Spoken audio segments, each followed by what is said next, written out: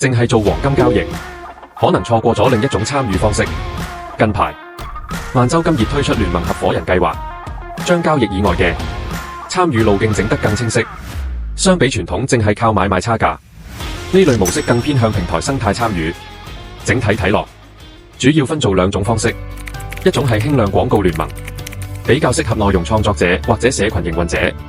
透過分享專屬連結，當用戶完成開戶同激活之後，可以攞一次性收益，規則簡單直接。另一種係推薦計劃，側重長線收益，除咗基礎激活獎勵之外，仲可以根據被推薦用戶嘅交易情況，攞一定比例嘅點差收益。隨住規模提升，仲有階梯式分紅。與此同時，計劃入面仲包含團隊機制同積分體系，例如多層級收益分攤，以及根據交易活躍度累積積分。從目前披露嘅資訊嚟睇，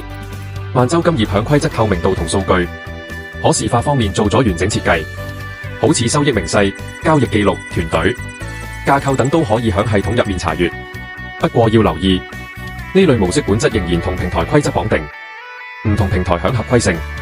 同結算機制上面存在差異。參與之前建議充分了解清楚。如果你本身一直關注黃金市場，